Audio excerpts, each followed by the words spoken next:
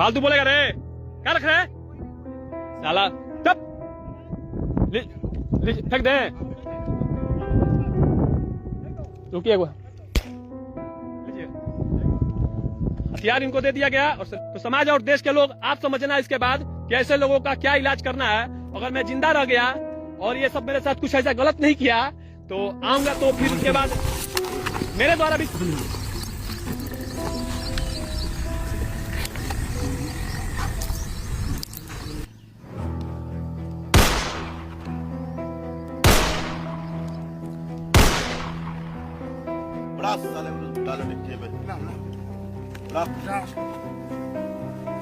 हिसाब से बड़ी है, देख सकते नहीं लोग। हम नीचे से देखा हुआ नहीं, यहाँ पर देख सकी अभी तो अंदर में बहुत आदमी अंदर में गोल बढ़न, और यहाँ पर देख सकी आदमी कतना बढ़न। यहाँ देख सकते छत पर कतना आदमी भरल बढ़न, और वहाँ रोड पे देख सकते नहीं कितना लाइन से गाड़ी। Hello everyone, welcome to silence files.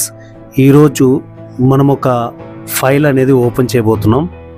ఈ ఫైల్ ఎంత ఇంట్రెస్టింగ్గా ఉంటుందంటే అంతే బాధ కలిగిస్తుంది. నేను కొన్ని పచ్చి నిజాలు మాట్లాడాలనుకుంటున్నాను. సో వీడియో స్కిప్ చేయకుండా ఎండింగ్ వరకు చూడండి.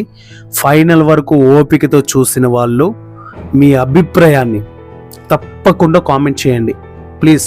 మీరు ఏ ఏజ్ గ్రూప్ వాళ్ళు చూస్తున్నా, సిస్టర్స్ చూస్తున్నా, బ్రదర్స్ చూస్తున్నా, తాత వాళ్ళు చూస్తున్నా, అమ్మమ్మ వాళ్ళు చూస్తున్నా, చిన్నపిల్లలు చూస్తున్నా, పెద్దవాళ్ళు చూస్తున్నా, ఎవరైనా సరే తప్పకుండా మీ అభిప్రాయాన్ని కామెంట్ చేయండి.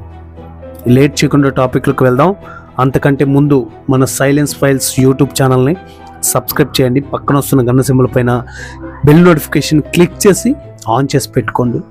ఓకే, లేట్ చేయకుండా టాపిక్లోకి వెళ్ళిపోదాం. అండ్ బీహార్ రాష్ట్రం, అక్కడ ఒక గ్రామం, బీహార్ రాష్ట్రంలో గ్రామం. ఆ గ్రామానికి చెందిన భరత్ తివారీ ఆయన పేరు. ఆయనకి సోషల్ సర్వీస్ అంటే ప్రాణం. ఆయన ఇన్స్పిరేషన్ భగత్ సింగ్ గారు, మన నాయకుడు. మనకి ఎన్నెన్నో ఉద్యమాలలో పాల్గొని స్వతంత్రంలో ఒక భాగమైన భగత్ సింగ్ గారిని ఇన్స్పిరేషన్గా తీసుకొని ఆయన సోషల్ సర్వీస్ స్టార్ట్ చేశారు. అందుకే ఈ దినాన మన మధ్య ఆయన లేరు, భరత్ తివారీ గారు. ఆయన్ని మినీ భగత్ సింగ్, మినీ భగత్ సింగ్ అంటున్నారు ఆయన్ని. నిజంగా ఆయన ఆత్మ ఎక్కడున్నా శాంతించాలి. ఎందుకంటే నా వరకు, ఇప్పటి వరకు నేను తెలుసుకున్న దాని వరకు ఆయన ఒక మహానుభావుడు. భగత్ సింగ్ గారితో పోల్చారే కానీ నిజానికి ఆయన ఒక మహానుభావుడు. ఆయన డీటెయిలింగ్లోకి వెళ్దాం. ఆయన చదువుకున్నది కూడా తక్కువేనండి. అండ్ ఆయనకి సోషల్ సర్వీస్ అంటే ప్రాణం. సోషల్ సర్వీస్లో భాగంగా చాలా ఊర్లకు వెళ్తూ అక్కడున్న లైక్ ప్రాబ్లమ్స్ కానీ, అక్కడ వాళ్ళు ఫేస్ చేసే చాలా ప్రాబ్లమ్స్, ఆ ఊరి వాళ్ళు కానీ, చిన్నపిల్లలు కానీ, అలాంటి దాంట్లో చాలా బాగా సోషల్ సర్వీస్ చేస్తూ లోకల్గా మంచి పేరు సంపాదించుకున్నారు. ఒకానొక సందర్భంలో అతను ఉండే ఊరికి, పక్కనున్న గ్రామాలకి, పల్లెటూర్లో సమస్యలు ఉంటాయి కదా, ఆ సమస్యల మీద భరత్ తివారీ గారు కొన్ని పిటిషన్స్ వేశారు. లైక్ అర్జీ పెట్టుకుంటూ వచ్చాడు గవర్నమెంట్కి, కానీ గవర్నమెంట్ పట్టించుకోలేదు. మళ్ళీ ట్రై చేశారు, అయినా పట్టించుకోలేదు. మళ్ళీ ట్రై చేశారు. ఎక్కడ ఆయనకి ఎలాంటి ఆప్షన్ లేదు. గవర్నమెంట్ దగ్గరికి స్వయంగా వెళ్ళారు, నో, రిజెక్షన్. ప్రతి దాంట్లో రిజెక్షన్. చూసి ఆ ప్రాబ్లంకి సొల్యూషన్ దొరకక ఫైనల్గా వైలెంట్గా బిహేవ్ చేయడం మొదలుపెట్టారు. వైలెన్స్గా అంటే లైక్ మీరు అనుకోవచ్చు క్రూరంగా, హంతకుడుగా ఇలా అనుకోవచ్చు. కానీ అలా కాదు. పోలీసు దగ్గర నుంచి గన్ను తీసుకొని వాళ్ళని బెదిరించడం మొదలుపెట్టారు. ఆయన ఆ గన్ను తీసుకొని ఇంటికి వచ్చేసాడు. పోలీసు వాళ్ళు కూడా వెనకాల ఇంటికి వచ్చేసారు. ఆయన అంటే సామాన్యుడు కదా, అతని ఇల్లు చూస్తేనే అర్థమవుతుంది. ఆయనకి సొంత ఇల్లు లేదు, అంటే మంచి ఇల్లు లేదు సొంతంగా. సగటు సామాన్యుడు మన భరత్ తివారీ గారు. ఆయన ఇంటికి వచ్చినప్పుడు పోలీసులు కూడా వెనకాలే వచ్చారు.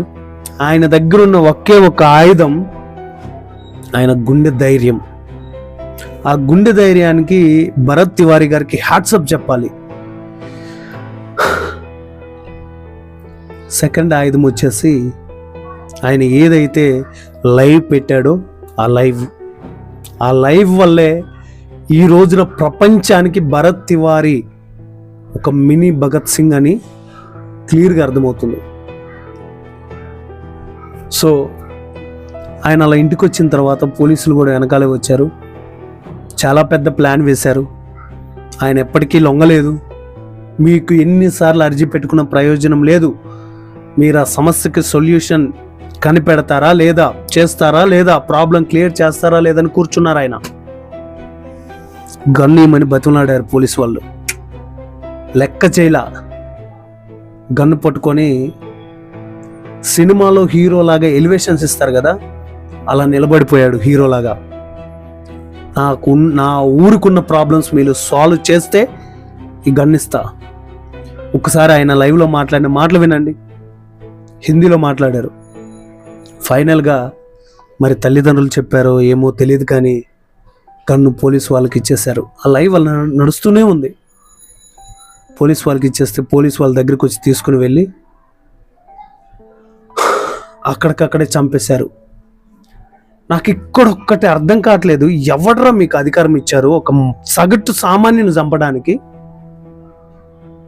ఎవరు మీకు అధికారం ఇచ్చారు? ఓకే, ఆయన చంపేశారు. చంపేసిన వాళ్ళని సస్పెండ్ చేయడం ఏంటి? చంపేసిన వాళ్ళని సస్పెండ్ చేయడం ఏంటి? శిక్ష లేదా వాళ్ళకి? బీహార్ రాష్ట్రం తీసుకునే డిసిషన్ ఇదేనా? చంపిన వాడికి శిక్ష ఏంటి?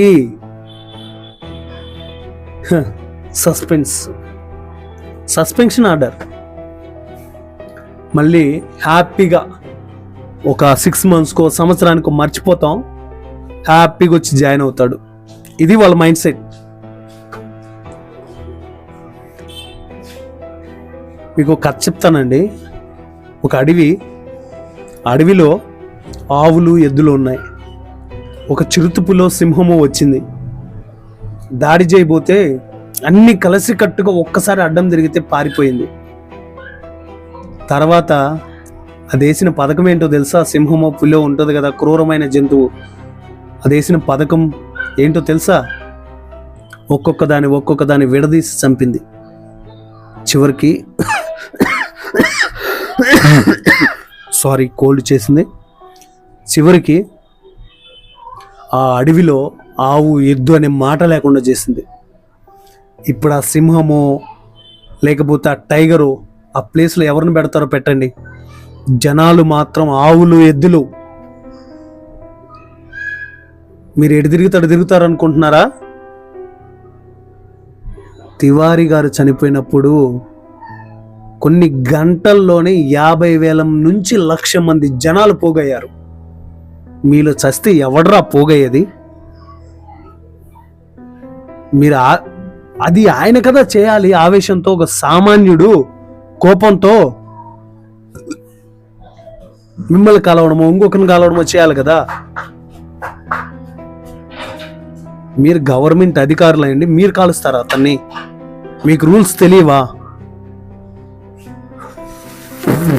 జనాలు మాత్రం వదిలిపెట్టరండి మిమ్మల్ని. చాలా తప్పుడు నిర్ణయంతో, తప్పుడు చట్టంతో ఉంది బీహార్.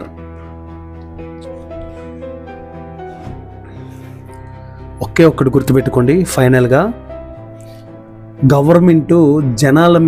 జనాలు గవర్నమెంట్ మీద బ్రతకట్లేదు.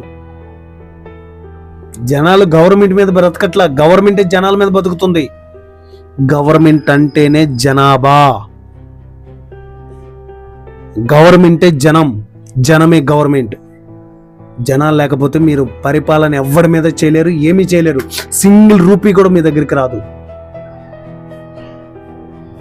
అలాంటి జనాలను చంపుకుంటూ పోతారా? ఆయన చేసిన తప్పేంటి చెప్పండి ఒక్కసారి నాకు. ఉన్న సమస్యల్ని సొల్యూషన్గా మార్చమని చెప్పడం ఆయన చేసిన తప్పు, అంతే కదా. అందుకు చంపేస్తారు. నిజం మాట్లాడితే నిర్దాక్షిణంగా చంపేస్తారు మీరు, అంతే.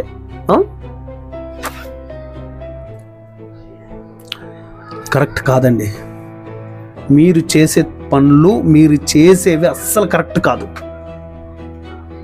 గన్ ఇచ్చాడు కదా, అరెస్ట్ చేసి ఏదో ఒక శిక్ష వేయాలి, కానీ ఎన్కౌంటర్ చేయడం ఏంట్రా అక్కడికక్కడే? చాలా రాజకీయం నడిచింది వెనక. ఆయన గన్ను తీసుకొని వచ్చి బెదిరించేటప్పుడు ఆయన ఇంటి ముందు పోలీసు వాళ్ళందరూ నిలబడి ఉన్నారు కదా, బ్యాక్గ్రౌండ్లో చాలా పెద్ద రాజకీయం నడిచింది. ఆ రాజకీయంతో ఆయన్ని చంపేశారు. కానీ భరత్ తివారీ గారు గుర్తుపెట్టుకోండి, ఆయన ఒక భగత్ సింగ్.